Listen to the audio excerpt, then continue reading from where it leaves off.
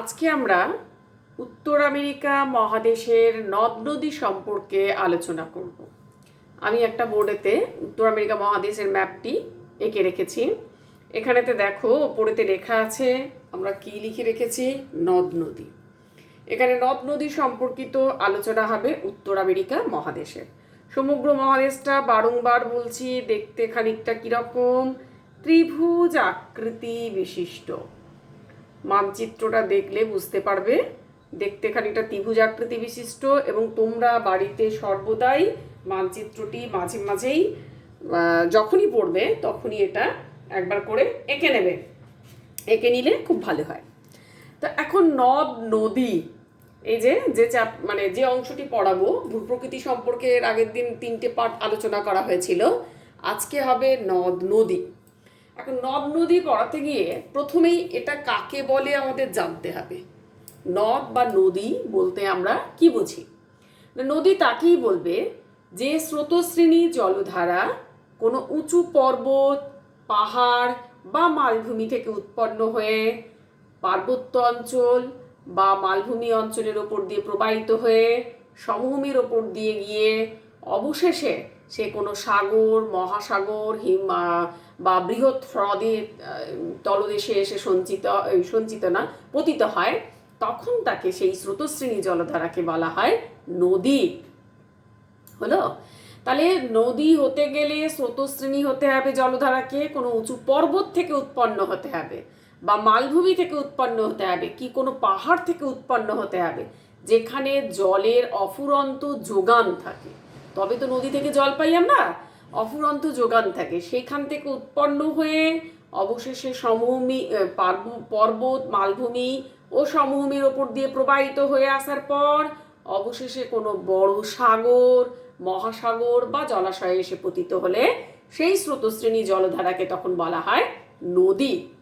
এখন এই উত্তর আমেরিকা যে টোটাল মহাদেশটা আমরা দেখছি, এই যে উত্তর আমেরিকা মহাদেশটা, পুরো মহাদেশটা দেখছি, এখানে অনেক নদ নদী রয়েছে।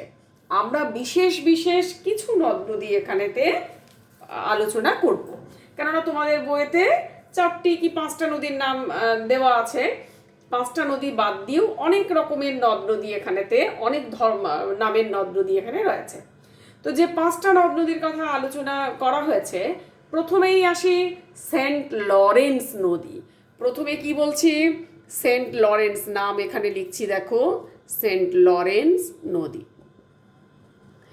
এই সেন্ট লরেন্স নদী কোথা থেকে উৎপন্ন হয়েছে? না, উৎপন্ন হয়েছে অন্টারিও হ্রদ। অন্টারিও হ্রদটি কোথায়?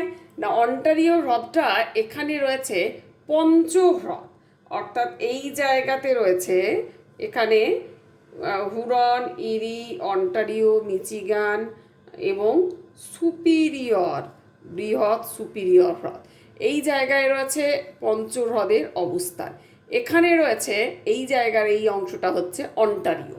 সেই অন্টারিও হ্রদ থেকে উৎপন্ন হয়েছে এই নদী, যার দৈর্ঘ্য হচ্ছে 1120 কিলোমিটার। প্রবাহ পথের দৈর্ঘ্য হচ্ছে 1120 কিলোমিটার এই নদী। অন্টারিও হ্রদ থেকে উৎপন্ন হয়েছে, অন্টারিও হ্রদ থেকে এটি উৎপন্ন হয়েছে। উৎপন্ন হয়ে এটা কোন দিকে যাচ্ছে? এখানে অন্টারিও এই হ্রদ থেকে উৎপন্ন হয়ে এটা সোজা চলে যাচ্ছে তোমার পূর্ব দিক বরাবর, অর্থাৎ এখানে পূর্ব দিক বরাবর এই পাশে প্রবাহিত হয়ে এই জায়গায় এসে পতিত হয়েছে। এখানটা হচ্ছে আটলান্টিক মহাসাগরের জলরাশি, অর্থাৎ আটলান্টিক মহাসাগরে এসে এটা পতিত হয়েছে। তাহলে উৎপত্তি স্থল কোথায়? উৎপত্তি স্থল হলো এর অন্টারিও হ্রদ। অন্টারিও হ্রদ উৎপত্তি স্থল। আর পতিত জায়গা কোথায়? পতিত স্থল বা পতিত স্থান হলো আটলান্টিক মহাসাগর। পতিত স্থান হলো আটলান্টিক মহাসাগরে এসে অবশেষে এই নদী পতিত হয়েছে। এখানকার উপনদী রয়েছে, অর্থাৎ উপনদী কাকে বলে? না, প্রধান নদীর সঙ্গে অনেক ছোট ছোট জলধারা এসে প্রধান নদীর সঙ্গে মিলিত হয়। প্রধান নদীর সাথে সেই ছোট ছোট জলধারাগুলো যখন এসে মিলিত হয়, তখন কি হয়, ছোট ছোট জলধারাগুলো মিলিত হয়ে প্রধান নদীর জলের পরিমাণ অনেক বেশি বাড়িয়ে তোলে। তখন সেই নদীগুলোকে বলা হয় উপনদী। অটোয়া, সেন্ট মুরসি হলো এর উপনদী। তাহলে এই তোমার সেন্ট লরেন্স নদীর উপনদীগুলোর নাম হচ্ছে অটোয়া এবং সেন্ট মুরসি এর উপনদী। অর্থাৎ এই নদীটার সঙ্গে আরও বিভিন্ন জায়গা থেকে দুটো উপনদী এসে, আরও অনেক উপনদী রয়েছে যদিও, মিলিত হয়েছে। উল্লেখযোগ্য দুটো হলো অটোয়া, সেন্ট মুরসি। এই নদীর বিশেষ বৈশিষ্ট্য হলো পরিবহনে এই নদীর গুরুত্ব খুব বেশি। পরিবহন কীরকম না, এক স্থান থেকে অন্য স্থানে যাওয়ার ক্ষেত্রে জলপথে পরিবহন করা হয়। যাওয়ার ক্ষেত্রে কি মাল, বিভিন্ন বড় বড় জাহাজ, মানে মালভর্তি জাহাজ এক স্থান থেকে অন্য স্থানে যাওয়ার ক্ষেত্রে এই নদীর জল ব্যবহার করা হয়। এবং এই নদীর ক্ষেত্রে সব থেকে বেশি উল্লেখযোগ্য যেটা হলো সেটা হচ্ছে পৃথিবীর সব থেকে বিখ্যাত যে জিনিস রয়েছে তার মধ্যে নায়াগ্রা ফলস হলো সব থেকে উল্লেখযোগ্য এবং বিখ্যাত ফলস, নায়াগ্রা ফলস। সেই নায়াগ্রা ফলস এই তোমার সেন্ট লরেন্স নদীর মধ্যে নায়াগ্রা ফলস অবস্থিত। অর্থাৎ এই নায়াগ্রা জলপ্রপাত, সুন্দর জলপ্রপাত, এই নায়াগ্রা জলপ্রপাত এখানে রয়েছে। পৃথিবীর এই নায়াগ্রা জলপ্রপাতে যদি আমরা একটু ইতিহাসটা জানি না, বেশ মজার ব্যাপার। কীরকম না, নায়াগ্রা জলপ্রপাত পৃথিবীর প্রায় 10,000 বছর আগে সৃষ্টি হয়েছে।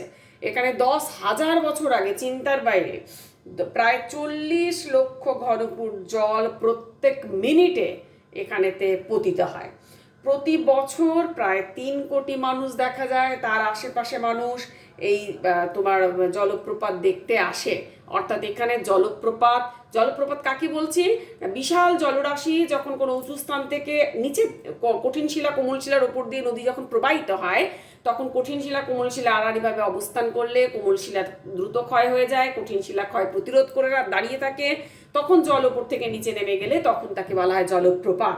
সেই জলপ্রপাত প্রতি বছর প্রচুর মানুষ এখানেতে দেখতে আসেন। এবং কানাডার অন্টারিও প্রদেশের প্রায় দক্ষিণ পূর্ব এবং নিউ ইয়র্কের উত্তর পশ্চিমে এই নায়াগ্রা নদীতে দেখা যায়, সেন্ট লরেন্স নদীর কাছে, সেন্ট লরেন্স নদীর ওপরে এই জলপ্রপাত রয়েছে। এখন এই নায়াগ্রার অর্থ মানে এত জল যায়, একে বলা হয় জলরাশির বজ্রধ্বনি। একদম এত পরিমাণে জল যায় নায়াগ্রাতে, এবং সেখানে কোনো কথা, আওয়াজ কিচ্ছু শুনতে পাওয়া যায় না। এবং জলপ্রপাত খুবই সুন্দর দেখতে। এই জলপ্রপাতকে যদি একটু দেখা যায়, জলপ্রপাতকে 3টে ভাগে ভাগ করা যায়। 3টে অংশ রয়েছে এই জলপ্রপাতের, 3টে অংশ রয়েছে। একটা অংশ থাকে আমেরিকা যুক্তরাষ্ট্রের দিকে, একটা অংশ পাশটা কানাডার দিকে থাকে। এই অংশটা কানাডার দিকের একটা অংশ দেখা যায়, একটা আমেরিকা যুক্তরাষ্ট্র থেকে দেখা যায়। কানাডার থেকে যেটা দেখা যায়, এই যে কানাডার এই অংশটা থেকে যেটা দেখা যায়, সেই অংশটাতে জলপ্রপাতটা সব থেকে বেশি সুন্দর দেখা যায় এবং সব থেকে বেশি পরিমাণে জল ওই কানাডার অংশ থেকেই দেখা যায়। এখানে জলপ্রপাতটাকে দেখতে খানিকটা ঘোড়ার খুরের মতো লাগে, গোলাকার, একদম ঘোড়ার খুরের মতো লাগে। ফলে তখন তাকে বলা হয় হর্স শো।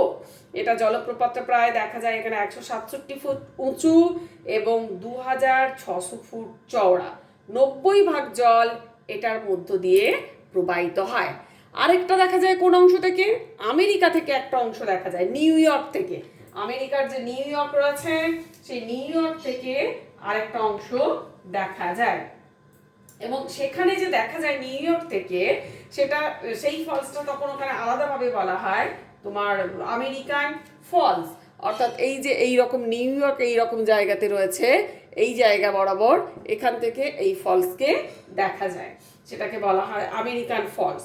এটা হয় উঁচু প্রায় 70 ফুট এবং প্রায় 1600 ফুট চওড়া হয়। আর একটা ছোট প্রবাহ রয়েছে, ব্রাইডেন ওয়ে ফলস বলা হয়। যাই হোক, সবে মিলিয়ে এই জলপ্রপাত পৃথিবী বিখ্যাত। পৃথিবীর প্রত্যেক বছর প্রচুর মানুষ এই জলপ্রপাতের জল দেখতে যায়। খুবই সুন্দর জিনিস একটা, জলপ্রপাতের জল দেখতে যায়। এখন এই জলপ্রপাতের জল থেকে তোমার এও তৈরি হয়, প্রচুর বিদ্যুৎ তৈরি হয়।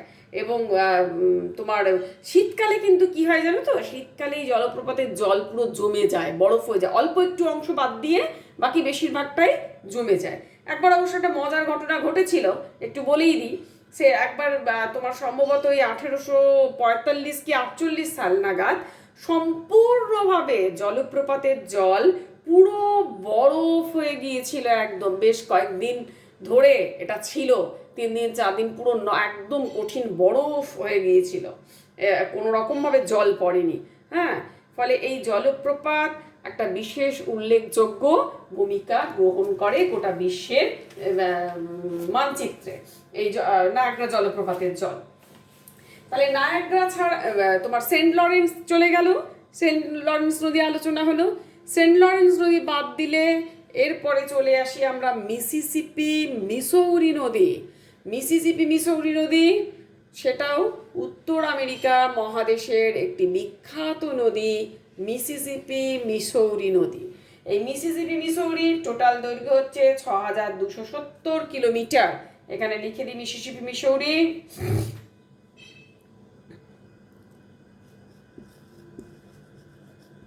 মিসিসিপি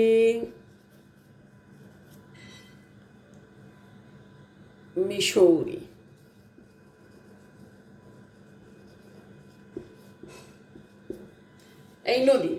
এই নদীটা মিসিসিপি মিসৌরি কোথা থেকে উৎপন্ন হয়েছে না, সুপিরিয়র হ্রদ যে রয়েছে তার পশ্চিম দিক বরাবর এই নদীটি উৎপন্ন হয়েছে, এবং এই হ্রদের এটা উৎপন্ন হয়ে মেক্সিকো উপসাগরে পড়েছে। সুপিরিয়র হ্রদ কোথায় এটা মুছলাম, লেখাটা মাঝখান বরাবরই হয়েছে, যাই হোক।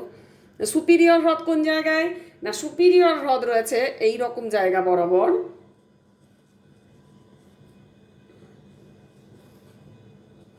যাই হোক, আমি মোটামুটি একটু আঁকছি, পুরো ভালো হচ্ছে না। এই অংশ সুপিরিয়র হ্রদ, এর পশ্চিম দিক বরাবর মিসিসিপি মিসৌরি সৃষ্টি আছে, এবং এর দৈর্ঘ্য হচ্ছে মিসিসিপি মিসৌরি এই অংশ থেকে উৎপন্ন হয়ে পশ্চিম দিকে এই মিসিসিপি মিসৌরি এই পশ্চিম দিক বরাবর উৎপন্ন হয়ে এটা কোথায় যাচ্ছে, এখান থেকে মিসৌরি আসছে। দুটো আলাদা নদী, আরও অনেক উপনদী আছে, মিসৌরি এবং এটা মিসিসিপি দিয়ে অবশেষে কোথায় পতিত হচ্ছে, এটা মেক্সিকো উপসাগর। এই মেক্সিকো উপসাগরে এসে এটা এইভাবে নদীটা যাচ্ছে, এই মুখ মেক্সিকো উপসাগরে এটা এসে পতিত হচ্ছে। অর্থাৎ এই মেক্সিকো উপসাগরে এটা মেক্সিকো উপসাগরের জলরাশি এখানে এসে এটা পতিত হচ্ছে। এবং এই নদীর দৈর্ঘ্য হচ্ছে 6270 কিলোমিটার। দুটো যুগ্ম নদী, মিসিসিপি এবং মিসৌরি দুটো যুগ্ম নদী, এবং এর তোমার উপনদীর নাম হচ্ছে মিসৌরি আনকানসাস রেড। মিসৌরি আনকানসাস রেড, এবং এটাই উত্তর আমেরিকা মহাদেশের সবথেকে দীর্ঘতম নদী। মিসিসিপি মিসৌরি উত্তর আমেরিকা মহাদেশের সবথেকে দীর্ঘতম নদী। এই জন্য মিসিসিপির অর্থই হচ্ছে মহানদী। এটা উত্তর আমেরিকায় অবস্থিত এবং উত্তর আমেরিকা দীর্ঘতম। আর বিশ্বের নিরিখে যদি দেখা যায়, বিশ্বের মধ্যে এটা 4 নম্বর স্থান, চতুর্থ স্থান দখল করে, চতুর্থ স্থান এটা দখল করে। আর উত্তর আমেরিকা মহাদেশের মধ্যে প্রথম স্থান দখল করে থাকে এটা উত্তর আমেরিকা মহাদেশের মধ্যে। টোটাল এই নদী, এই যে মিসিসিপি এবং মিসৌরি নদী টোটাল যে প্রায় 31খানা রাজ্য নিয়ে প্রবাহিত আমেরিকা যুক্তরাষ্ট্রের মধ্যে। কানাডারও কয়েকটা রাজ্য রয়েছে, 2টো রাজ্য হয়তো রয়েছে কানাডার। হ্যাঁ, এবং এই নদীতেই কিন্তু এই নদীরও একটা ভালো ইতিহাস রয়েছে। এই নদীতেই প্রথম বাষ্পচালিত, যেমন রেল ইঞ্জিন আছে, বাষ্পচালিত জাহাজ এই নদীতেই এই নদীপথেই প্রথম চালানো হয়েছিল। এই গেল মিসিসিপি মিসৌরি নদী। এরপরের যে নদীটি আসবো, সেই নদীটির মধ্যে আমাদের উল্লেখযোগ্য, তোমরা এই নদীর নামও অনেকে শুনে থাকবে, কলোরাডো নদী। মিসিসিপি মিসৌরির পরেই চলে আসি আমরা কলোরাডো নদীতে।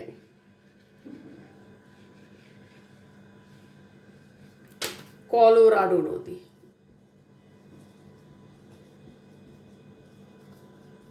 কলোরাডো নদী। এই কলোরাডো নদী কোথা থেকে উৎপন্ন হয়েছে না, কলোরাডো নদী প্রথমত উৎপত্তি স্থল হচ্ছে রকি পার্বত্য অঞ্চল। এই বরাবর রকি রয়েছে, এই রকি পার্বত্য অঞ্চল থেকে এটা উৎপন্ন হয়েছে।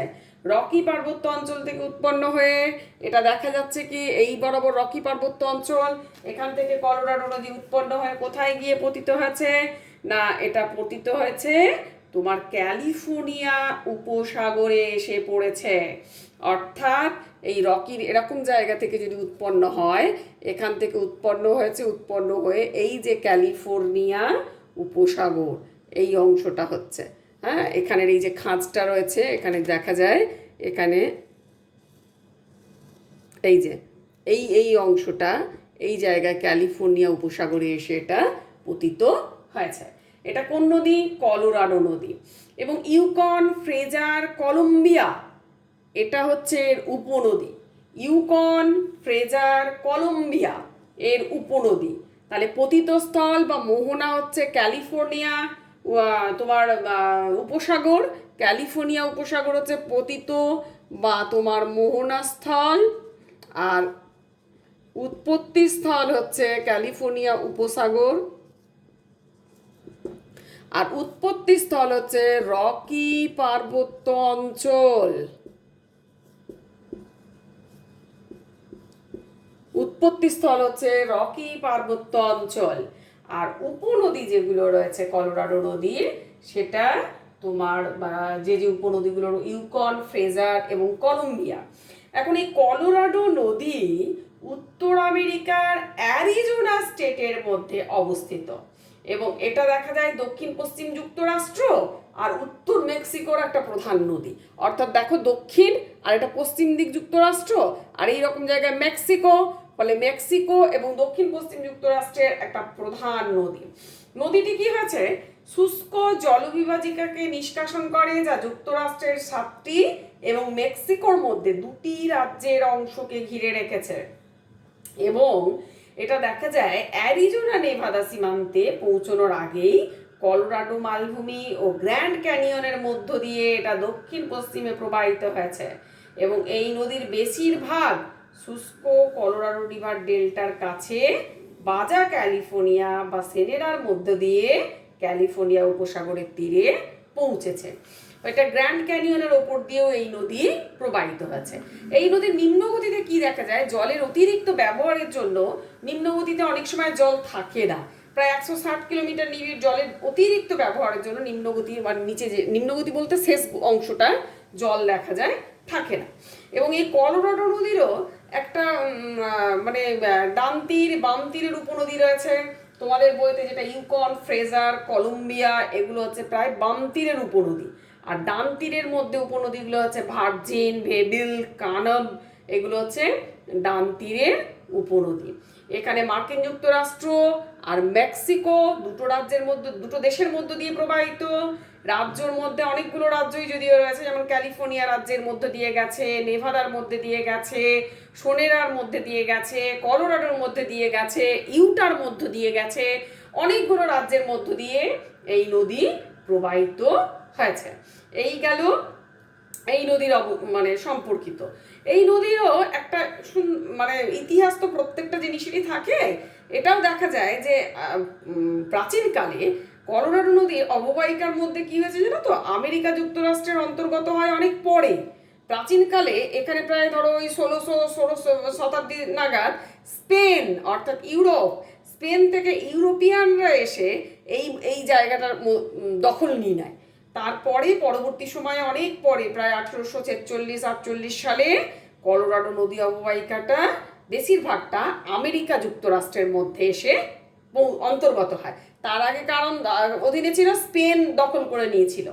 যাই হোক, পরে এই নদী অববাহিকার তীরে তোমার বসতি স্থাপন যাযাবরের আগে থাকতো। প্রায় 8000 বছর আগে কলোরাডো নদী অববাহিকায় বসতি স্থাপন হয়ে থাকে। মানে আজ থেকে 8000 বছর আগে, অনেক প্রাচীন। এবং যাযাবর তারা চাষাবাদ এই সমস্ত মাধ্যমে জীবন জীবিকা নির্বাহ করত। এই গেল কলোরাডো নদীর তোমার বৈশিষ্ট্য। তার জন্য কি হয়, যেহেতু কলোরাডো নদীতে অনেক পুরানো নদী, সেচ কাজ করা হয় চাষের জন্য, জলবিদ্যুৎ উৎপাদন করা যায়, বাঁধ নির্মাণ করা যায়। গ্র্যান্ড ক্যানিয়ন এই নদী অববাহিকার মধ্যেই দেখা যায়, গ্র্যান্ড ক্যানিয়ন। এরপরে আসি ম্যাকেনজি। তাহলে কলোরাডো নদীর পর চলে গেলাম কোন নদীর মধ্যে যাব, তাহলে এটা গেল কলোরাডো, এরপরে চলে আসি ম্যাকেঞ্জি নদী। ম্যাকেঞ্জি ম্যাকেঞ্জি ও কলোরাডো নদীর গতিপথটা বলা হয়নি না। কলোরাডো হচ্ছে 2300 তোমার কিমি, কলোরাডো 2300 কিমি কলোরাডোর, ম্যাকেঞ্জির নয় কিন্তু। এবার ম্যাকেঞ্জির গতিপথ হচ্ছে 4200 কিলোমিটার, 4200 কিলোমিটারের গতিপথ। এবং এটা উৎপন্ন হয়েছে কোথায় না, এই রকম জায়গায় রয়েছে তোমাদের আথাবাস্কা হ্রদ। এই আথাবাস্কা, এখান থেকে আথাবাস্কা হ্রদ, এই আথাবাস্কা হ্রদ থেকে উৎপন্ন হয়ে এটা উত্তর দিকে গেছে। উত্তর দিকে গিয়ে এটা বিউফোর্ট উপসাগর রয়েছে, এখানে বিউফোর্ট উপসাগর রয়েছে। আথাবাস্কার ওপর দিয়ে গিয়ে এখানে বিউফোর্ট উপসাগর রয়েছে। আথাবাস্কা থেকে গিয়ে উত্তর দিকে প্রবাহিত হচ্ছে এই নদী, উত্তর দিকে প্রবাহিত হচ্ছে, দিয়ে উত্তরে প্রবাহিত এই আথাবাস্কা থেকে উৎপন্ন হয়েছে এইরকম জায়গা। আথাবাস্কা ছোট্ট হ্রদ রয়েছে, আথাবাস্কা থেকে উৎপন্ন হয়েছে, বিউফোর্ট উপসাগরে গিয়ে এটা পতিত হয়েছে। পিস, লিয়ার্ড, লি এর প্রধান প্রধান উপনদী। প্রধান প্রধান উপনদীগুলোর নাম কি? পিস, লিয়ার্ড, লি এর প্রধান উপনদী, বা লায়ার্ড ইত্যাদিও। এছাড়া রেড রিভার, আর্কটিক, এগুলো এর উপনদী। হ্যাঁ, তোমার গ্রেট বিয়ার ইত্যাদিও এর উপর রয়েছে। আর ম্যাকেঞ্জি নদী তাহলে বেশিরভাগটা গেছে কোন দেশের মধ্যে দিয়ে? এটা গেছে না, এখানে রয়েছে কানাডা। এই দেশটা হচ্ছে কানাডা, এখান থেকে আমেরিকা যুক্তরাষ্ট্রের এই অংশটা। হ্যাঁ, তাহলে এখানটা হচ্ছে কানাডা, কানাডার ওপর দিয়ে এটা প্রবাহিত হয়েছে, কানাডার মধ্যে। আর এর পিস, লিয়ারলি শীতকালীন, ফলে যেহেতু উচ্চ অক্ষাংশ, এখানে প্রচুর বরফ জমে যায় শীতকালে, ফলে নদীর জল শীতকালে পুরো বরফে ঢাকা থাকে একদম, ফলে নৌ পরিবহনের যোগ্য নয়। কিন্তু গ্রীষ্মকালে কেবলমাত্র যখন বরফ গলে যায় তখন নদীতে নৌকা ও স্টিমার চালনা করা যায়। এই গেল ম্যাকেঞ্জি নদী। তাহলে এটা কানাডার ওপর দিয়ে প্রবাহিত হয়েছে। এটা কিন্তু আমেরিকা যুক্তরাষ্ট্র অর্থাৎ উত্তর আমেরিকা মহাদেশের, আমি একদিন আলোচনা করেছিলাম যে 23খানা দেশ রয়েছে, তার মধ্যে সব থেকে বড় দেশ হচ্ছে কানাডা। সেই কানাডার ওপর দিয়ে এটা প্রবাহিত হয়েছে 23খানা দেশের মধ্যে। আথাবাস্কা থেকে উৎপন্ন হয়েছে, উৎপন্ন হয়ে উত্তর দিকে যাচ্ছে, উত্তর দিকে গিয়ে এটা বিউফোর্ট সাগরে গিয়ে পতিত হয়েছে। এই গেল ম্যাকেঞ্জি। এরপরে আসে কলম্বিয়া নদী। কলম্বিয়া নদী এরপরে আসে কলম্বিয়া। কলম্বিয়া এই নদীর গতিপথ হচ্ছে 1954 কিলোমিটার। এই নদীর গতিপথ, এটা কলম্বিয়া লেক থেকে উৎপন্ন হয়েছে। এই কলম্বিয়া নদী ঠিক এই রকম জায়গায় কলম্বিয়া লেক রয়েছে, এই অংশ এখান থেকে উৎপন্ন হয়েছে।